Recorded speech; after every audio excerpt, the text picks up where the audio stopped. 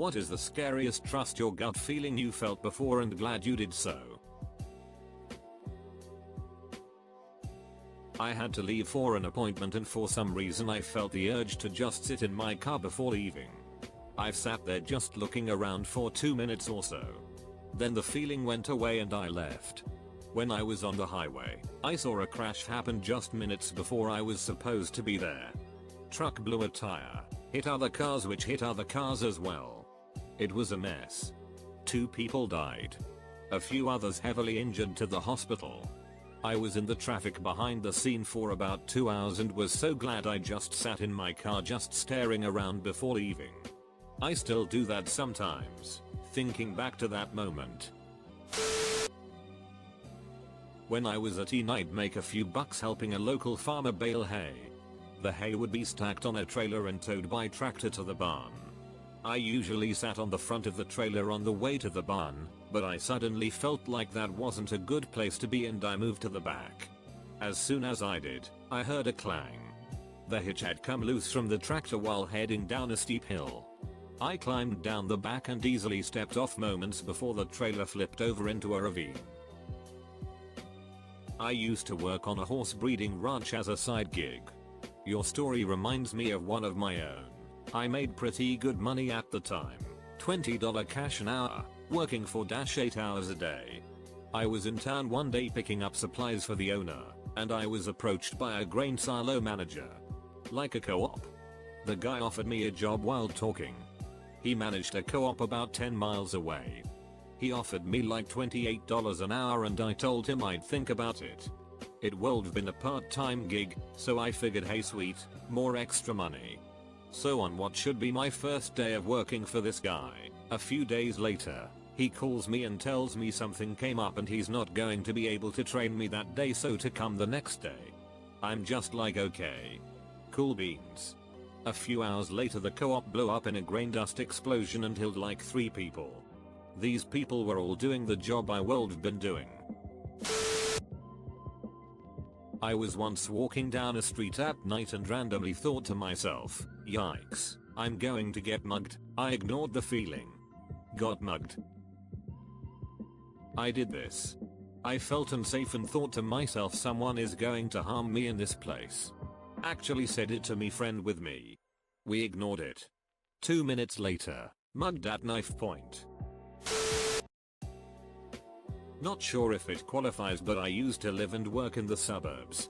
One evening I was driving home at dusk. I was 18-19 and had the house to myself. Brother was out of town and mom was at her parents'. My job was about 10 miles from my house and maybe 6 turns on decently sized roads.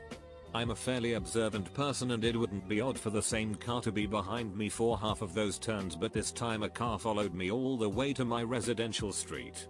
I got a gut feeling I was being followed, so I passed my house and turned left. My house was one over from the corner of another residential street that was a quarter-mile loop that also had another small street in it that reconnected to the loop then back to my street. This car followed me as I made a loop. I then turned right to restart the loop and it followed me again. This time I turned down the small street and completed the loop again. It followed me one more time. As I was about to make the loop for the 4th time they finally drove off. I drove around another 5 minutes just to make sure they didn't circle back as I had nowhere else to park except out front of my house, but I was creeped out the rest of the night. I slept with my door locked and barricaded and with a big kitchen knife. I have no idea if or why they followed me. Don't know if it was a friend pranking me or if my brother put one of his friends up to it, since it's the only time that's ever happened and it was quite coincidental that I was alone. I worked retail and some of the employees did have records, so I just don't know. Leaving my headphones out when the Bluetooth spontaneously disconnected. A weird guy was following me home. I watched from my patio as he went up and down the street looking for me. A few weeks later a woman has attacked in the area. Serious injuries. A good reminder for anyone to never run around with your hearing fully obstructed, for lots of reasons. Always have one ear available. Glad you're alright. When I was pregnant, I got bit by a Lyme tick at 28 weeks. Noticed the bullseye and got on antibiotics. My obgyn brushed it off after that, no harm done according to her. When I went to the hospital at 35 weeks to register for delivery, normal procedure here, I mentioned a line but that I took ABX. Next day, they call me and tell me they want to induce at 37 weeks because Lyme can damage the placenta and they would rather not risk it. Oof. I talked to my obgyn about it and she basically laughed it off, telling me not to induce. My gut instinct told me to induce, so I went with the hospital's advice and had my son at 37 weeks. He was tiny and it was a tough few weeks after that getting him to eat and stuff because he was so tiny and tired. The hospital sent the placenta to pathology. It was severely damaged and wouldn't have held up much longer. If I had listened to my obgyn, I would have probably lost my son. Needless to say, I switched obgyns after that. So it wasn't my gut, but my friend's. I had noticed whenever she had a bad feeling, it almost always turned out to be correct. We were going to sneak out one night and ride in the back of a friend's truck like we did sometimes. She told me she had a bad feeling and I immediately backed out and so did she. The others didn't listen and that night the truck flipped with two of our friends in the back. They were both hospitalized for a couple of weeks. One shattered his arm so bad it never fully healed right and one has full back scars from the road burn. In the days of MySpace, a girl I knew through high school extracurriculars posted a vague warning about an active duty sailor she met online who seemed normal but suddenly wouldn't take no for an answer. I messaged her to ask if she was okay and she told me his name, warning me not to engage with him if he tried to contact me. She then mentioned how she had been deleting some of her pics and profile details because she honestly thought he might try to show up where she worked or even at our shared after school activity. Literally the following week, I had shown up for said extracurricular and was in the process of setting up with a few other people.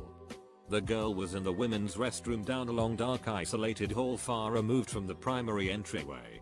Out of nowhere, a guy who looked high schoolish in face and build, and could fit in with us only in that sense, but who I had never seen before, showed up and began looking around as if he knew the place and knew what he was after. I was used to other kids around my age dropping by to visit us out of curiosity, but they would normally just stand around awkwardly until approached. This guy's level of focus struck me as extremely disconcerting and I couldn't shake this feeling that I needed to tell the girl first and any nearby adult. Because I felt so weirded out, I already knew I didn't want to talk to him, so I looked at the sign-in sheet at the entryway. He was the creeper the girl told me about. As soon as I knew that he couldn't take notice of where I was headed, I booked it down the hall toward the women's restroom where I found the girl and told her what I saw and how I knew it was him.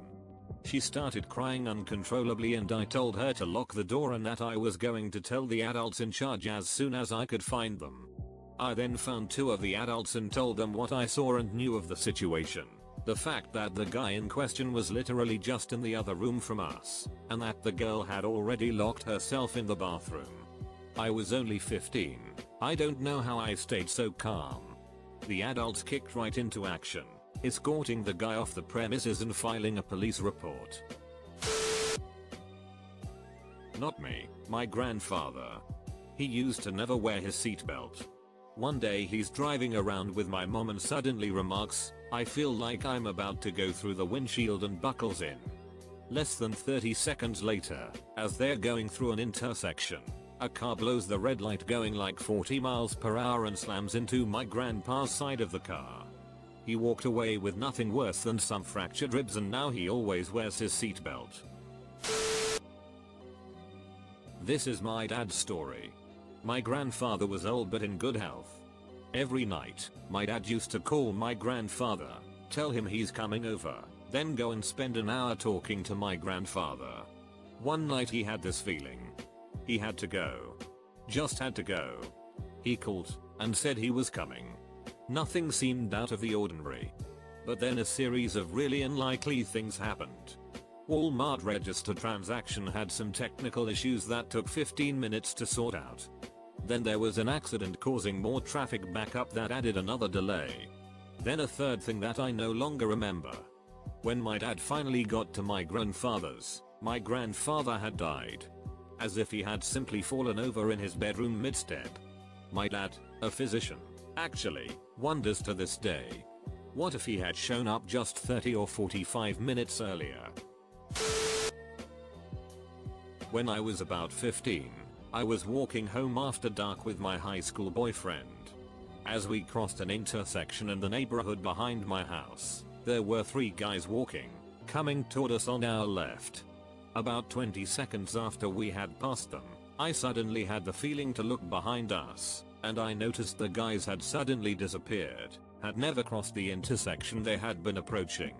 When I scanned the area behind us, I saw a guy facing me, who then quickly stepped behind a tree. My boyfriend and I took off fast, cutting through yards, and we made it back to my house. When we peeked out my back door to see if the guys had followed us, we saw them in my neighbor's yard, literally beating the bushes because they clearly thought we were hiding there. I called the cops, and when some old fart cop investigated, he came back to tell me they had found the guys, but they just thought you were pretty and wanted to know where you lived. Yeah, obviously, ducking douchebag cop. The cops just let them go, because it was innocent. Sure, they were searching for us in the bushes because they just thought I was pretty. Jesus Christ, I'm so glad I looked behind me that night. I was driving a very remote road in rural Australia. No street lights, dead straight, pitch black, no other people for 100+ kilometers. It was between Borktown and Julia Creek in far north Queensland. The song Can't Stop by the Red Hot Chili Peppers was playing, and it repeated stop 3 times halfway through the song. I thought, ducking weird for Bluetooth to be messing around after it's been perfect for the last 8 hours of driving, but as I finished that thought, I had a feeling there was something more to it. So I slowed right down. I must have got to about 60 km/h when a herd of donkeys wandered onto the road. Had I been going the 120 kilometers, I would have hit them no doubt, and very likely been in quite a decent accident. I was going just slow enough to navigate them and ended up having to swerve onto the side of the road, which is just dirt. Any faster the car would have skidded and likely rolled. No cell phone signal and literally no one else around. Every time I hear that song, and particularly where it repeated, I get a wicked shiver and can only think if I hadn't slowed down it could have been a very poor outcome. Last March, before my father passed away, I called my mom to see if she got a text message I had sent her after not talking to her for almost a year. Something had told me to call her, and when I did, she told me she was on the way to the hospital because my father was at urgent care and had a heart attack while talking to the doctor, and another one in the ambulance on the way to the hospital. Later on that night we found out that he had a heart attack 2 weeks prior around Valentine's as well. Which is weird because around that time myself as well as my brother started having really bad chest pains, to the point I told my husband I was about to go to the ER and not wait for my appointment a week later. We also found out that he had CHF, a blood clot in his 8 lung and 2 clots in his heart. Sadly, he passed away less than 2 months after finding this all out. After he passed away, his cardio told my mother he had a genetic heart condition that myself and my siblings need to be checked. So I now have the same cardio as my dad, and it's sad going in the office knowing my father was there. Not me, but my daughter. We were at a mall and had just arrived at the food court. My daughter, 24, suddenly got agitated and said, "We have to leave. We have to leave now." I thought she was about to get sick and told her to head to the car, that I was going to get her siblings some lunch, and we'd be right out. She looked terrified and said, "No. We have to go now." I had no idea what was wrong, but we quickly went to the car. We were still in the parking lot 10 minutes later, waiting in traffic, when several police cars zoomed in with sirens going. Found out later a gang fight broke out in the food court where we'd just been. A dozen people were arrested. We have absolutely no idea what she picked up on. There was no yelling or angry voices, no groups gathering. No people who appeared to be anything but families getting lunch. But somehow she knew something was about to happen. Felt sick one morning. Borderline whether it was enough to pull a sickie. I did call in sick. My colleague who always gave me a lift to work was involved in a head-on crash with a truck that veered lanes. He survived with minor injuries. The passenger seat was completely crumpled. Seat to dashboard. I was walking home after getting the last bus. One part of the sidewalk went through a wooded area. It was a nice suburb, well lit, but I didn't like walking through that part, so would walk in the road. This particular night I got super freaked out, and everything in me told me to run past, on the opposite side of the road, so I did all the way to the next house and I ran up their driveway.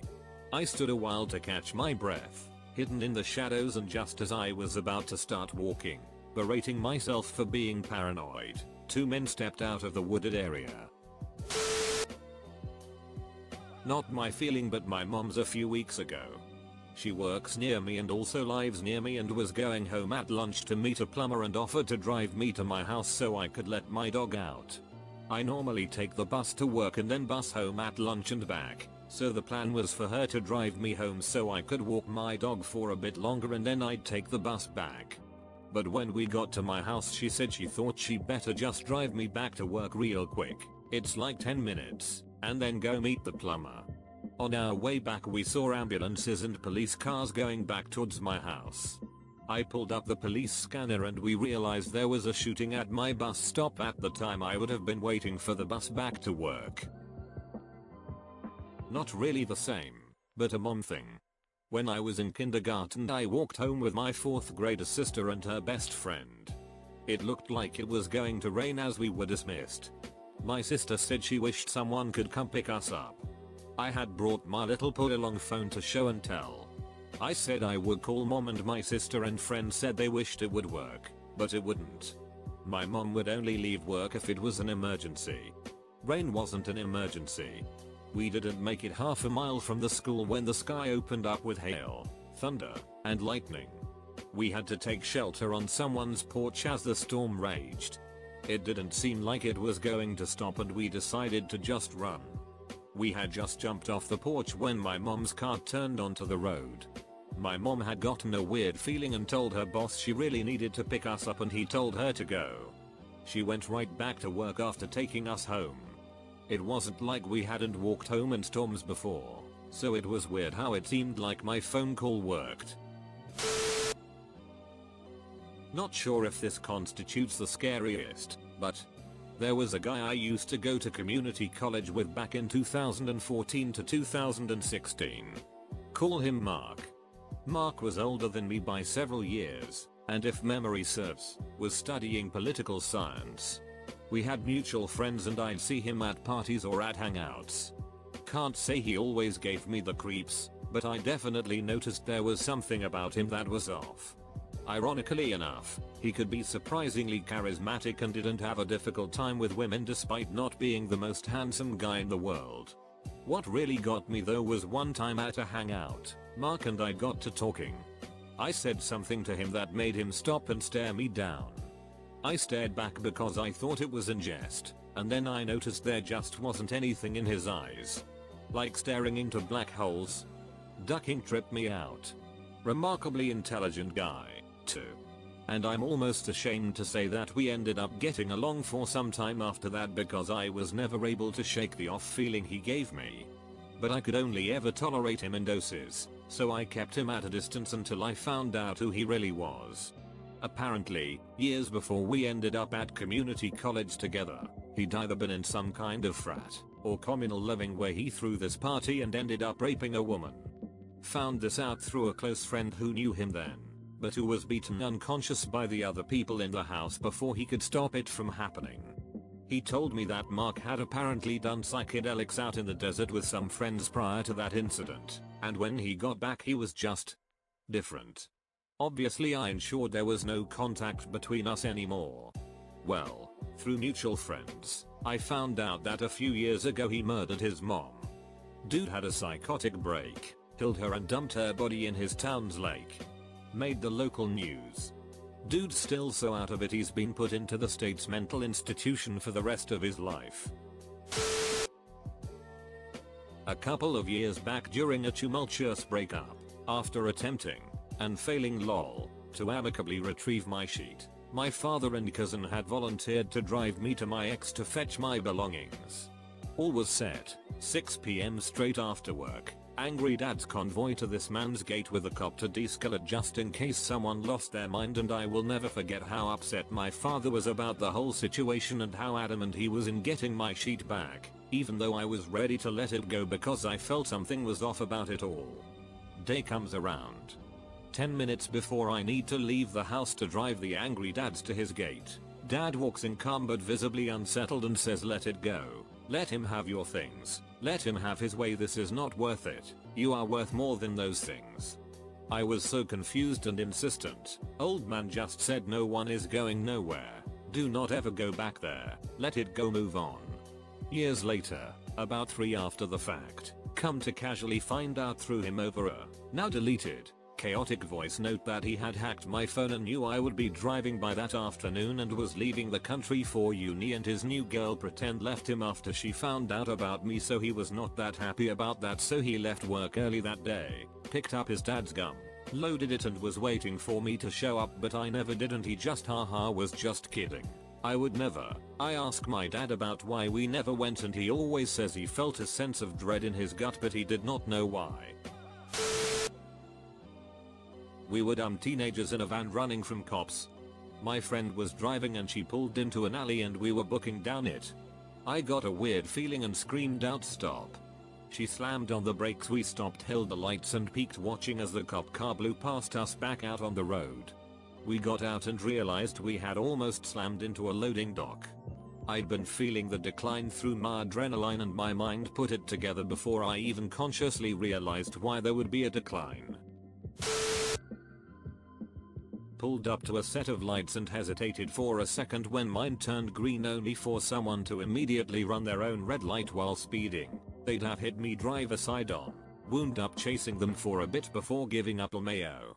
Pretty similar to the time someone did the same thing and actually hit me, probably where the gut feeling came from. When I was 19 I came home from college. My parents went on vacation for a week and asked me to house sit for them for 2 days. Both of my siblings were also away in other parts of the country. We lived way out in the countryside. We knew all our neighbors, good folk, but the nearest neighbor was almost 1 mile away. On the second night, I got this really strange feeling of uneasiness, which was weird because I grew up in this house and had been home alone many times as a teenager. But the feeling that something was going to happen was just incredibly strong, overwhelming even. So I grabbed one of my dad's rifles and took it to my room upstairs. I loaded the rifle but did not big dig it. I stood it in the corner next to my bed and went to sleep uneasy. I have never done this before or since. At around 3 AM I was awoken by someone in the house walking around downstairs. I heard them walk up the stairs. They came to the platform before my room where there is 2 more steps. At this point I quietly got out of bed and grabbed the rifle, got behind the bed, and aimed it at the door. I heard them climb those 2 steps to my room. As they started to turn the doorknob I pulled the spring-loaded action to engage around, which made a loud, audible click. I saw the doorknob turn back keeping the door shut, and heard the person bolt down the stairs and run out of the house. After a while, I took the rifle and went room to room, but I knew they were gone. Nothing was missing or stolen. 24 years later I have no idea who broke into our house and why, or why whoever it was came to my room at 3 AM. I am glad whoever it was didn't, because they likely wouldn't be alive. But the weirdest thing was that weird, uneasy feeling I felt the night before. Mill got a new boyfriend. He had so many stories about his wealth and his amazing job as underwater welder. Everybody liked him, but me and the MRS could not put a finger on why we did not believe his stories. Until I remember a comment from my wealthy stepfather. If you are wealthy and drive a really nice car that you had to bring in for repairs, you will not accept a beat up loaner from the dealer where it is being repaired. He said this because of a similar story a friend of his was involved with. The boyfriend drove a horrible car and it did not make sense at all. Months later he actually turned up in a nice Mercedes Benz when he wanted to take us out for dinner. Guess what I learned in the days after? He tricked Mill to steal her money from a sale of her house on one of his bank accounts. After my research was done, I concluded this man was broke, living with his girlfriend and subscribed to 10 dating sites to trick women to part with their money. I was helping my friend with her move to a new apartment with her fiance. We worked together, and at the time, she came into my office asking me to go with them to this furniture store, so I said yes. Right before we were leaving, I had this really bad gut feeling. I didn't know what it was, but I was exhausted, so I chalked it up to just that. About an hour later, I was in my living room, on my phone, windows all open, as the electricity was cut off. It's a normal thing in our country, and a huge explosion ripped through the city. I flew off my couch, hit my face on the granite tabletop, and chipped my tooth. I was disoriented for a few minutes when another explosion happened. I looked outside the window. Every single window in every building in my vicinity was shattered to a million pieces, and I started looking for signs of what had happened, and saw a huge cloud from the site of the explosion, and I knew my friend and her fiancé were nearby. The lines were down, people were in a panic, and there were police cars, ambulances, and fire trucks everywhere. They both got badly injured, but thankfully, they made it.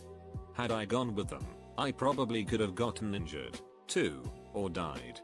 Thank God I was so exhausted that day, and thank God for the electricity being out, and me having opened the windows otherwise, glass from the window, which surprisingly didn't break, could have killed me. The other windows all shattered, too. A couple of times it trusted my gut and it saved me. Once was in high school. I had started experimenting with LSD and I really ducking loved it. Still do actually, just don't partake that often. Anyway, I had a vial with me, around 50 or so doses, and there was a rave that was scheduled for that night. I'd received maybe a dozen calls confirming that I'd be there, and obviously I said yes. As I was about to leave the house, something told me to not go, and I listened. I went back up to my room, turned my cell phone off and went to sleep. Woke up in the morning to over 200 messages. The narcotics department had showed up at the rave and arrested a lot of people, even for like a joint or two. Had I been caught, my life would have been over. I stopped selling that day, and only share with my closest friends. Another incident a few years ago. My girlfriend and I were holidaying in Croatia. A friend of hers had also joined us.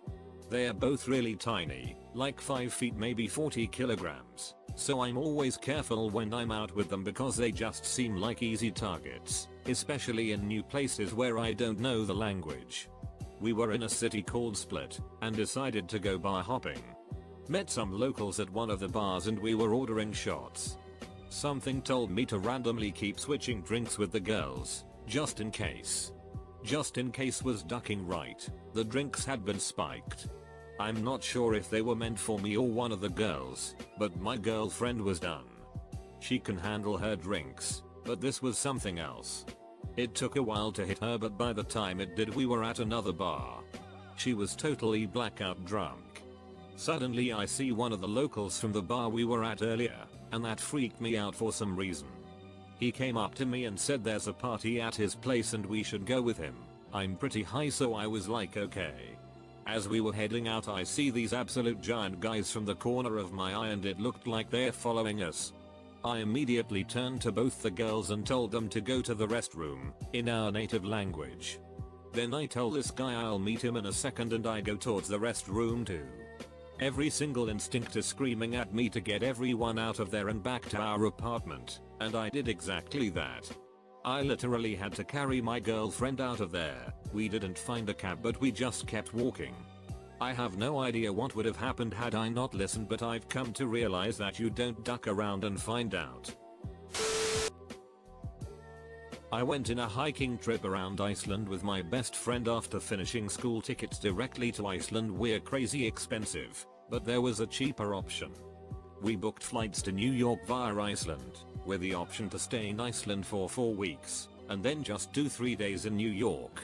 So after our hiking trip was finished, my friend had a super bad feeling about going to New York. So bad, that she begged her parents to send us money for a direct flights home, and we did. Well, that was in September 2001. I was driving behind a pickup truck that had a mattress on the back. That always makes me nervous, but then I noticed how it was tied down. Slowed down to get some distance and lo and behold, the rope snapped. I seamlessly swerved into the next lane to avoid getting hit. I'm just happy no one was behind me, or in my way. Edit, I'm also proud of it because it was one of the few times I did something cool while driving. Not me, but my mother has strong mother's intuition.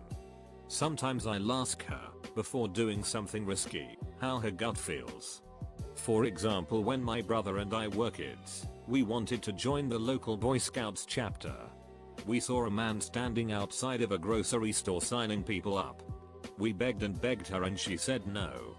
She said a group of grown men taking young boys into the woods with limited contact to their parents wasn't her thing, and that the man signing people up made her nervous. Turns out our specific chapter had been sexually assaulting little boys for 2 decades. She lost her sheet when it was on the news a year later. Another example, my mom, grandmother, cousin, and cousin's boyfriend went to the beach with me one day. My cousin was so cool to me, aren't they all? And her boyfriend seemed chill. I wanted to ride home with them, but my mom said no because they'd been drinking. When I asked her again, she looked really scared and started yelling, saying there is no ducking way you're getting in that car. So I rode home with my mom and grandma. Right behind us they got in a nasty accident.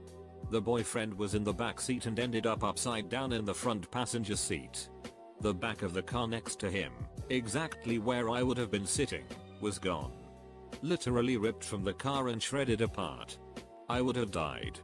Last example is tragic. One of my older cousins has some substance abuse issues. Her and her husband did. They just had a baby, and my mom was one of the first people to see the little boy. Even my aunt, cousin's mother, didn't see the baby yet. My mom took one look at him and saw some things that worried her. She told them both repeatedly to take him to the hospital because something was wrong. They ignored her. The baby died very soon after that, at most 2 weeks later. When I worked at Walmart, there was a night that a man was following me around the store. I asked him politely if he needed help. He said no and continued to hang around me. It creeped me out, so I called my husband and told him instead of sitting in the car waiting for me to come out, I needed him to come into the store. He did this, and as we were walking out, the guy was waiting outside for me. Later in the week he did the same thing to a co-worker, only when she went to leave he grabbed her arm and tried to pull her to his car. I'm so glad that I trusted my gut that he was dangerous. My mom and aunts always told me growing up to listen to that gut instinct when it came to a man. That advice has saved me more times than I could count. I didn't even realize that it was any gut feeling. My bedroom is up in the attic. Usually, when I go up there, I always close the door and immediately turn on the TV. With the door closed and especially with the TV on, I don't hear anything going on in the rest of the house, like the doorbell, phones ringing, people yelling dart. The one time I left the door open and TV off was the time my dad was struggling to get out of the bathtub, so I actually heard him yelling. I have a few, but honestly the scariest one wasn't actually me. I was babysitting for a couple who were friends of my parents and the dad was a semi-truck driver. That morning the mom was crying and it was honestly very unnerving to me, and the dad, since she was about a smoker mom archetype, she never cried for any reason. I just remember her holding on to him and begging him not to go to work because something felt wrong. When he asked me what he should do, IDKY he did because I was only 19. I told him to trust his wife. I took the kids into their room and we played games for a while until the dad came in and said we were going out for dinner. So I went with them and handled the kids so they could have a sort of date. That next morning I get a call from the dad thanking me over and over. I finally got the story out of him. That morning his driving partner fell asleep behind the wheel. The father of the kids I babysat would have been sleeping in the back during that shift, but the woman who replaced him for that trip was napping in the front. It saved both their lives. The back of the truck had been absolutely caved in by another trucker since the guy who fell asleep woke up and slammed the brakes to not hit the median of the highway. I've had some intuition moments and close calls, but nothing has ever touched that. As a kid, for some reason I used to like watching and talking to blue collar workers.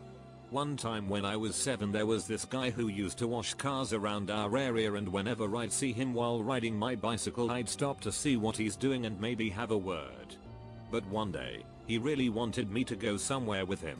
I think it was an invitation to his house. Now I feel really stupid for this, but I reluctantly agreed and went with him. He did kinda pressure me into it with anger, but I was too small to realize. So as we were riding we came across a house that I recognized to be the place we lived in a while ago. I told him that and he seemed hesitant. Somehow that hesitation was what gave me the red flag, and I snapped out of it and started driving back. As soon as I did that and he noticed, he started yelling out to me. This scared me even more, so I didn't look back and just rode back home safely. I never really met him again. Not that I can remember. This is my speculation, but maybe he stopped working in the area fearing I might tell my parents and inform the cops, and the cops would catch him when he's seen nearby, but you be the judge. But hey, still alive and breathing. I possibly dodged a bullet that day, but who knows. Was a dumb kid for sure. Just out for a walk in the neighborhood and this guy immediately caught my attention. Walked weird. Acted overly casual. I went last minute into a street to see if he would follow, and he did. He was going a different way and changed his direction when I changed mine suddenly. Luckily there were 2 more random people on said street. I walked a bit faster to catch up to them. The street ended on a busier street and he then went back the way he came from. We're talking Saturday mid-morning. I was with my baby son. Maybe it was nothing, but I wasn't going to stick around to find out.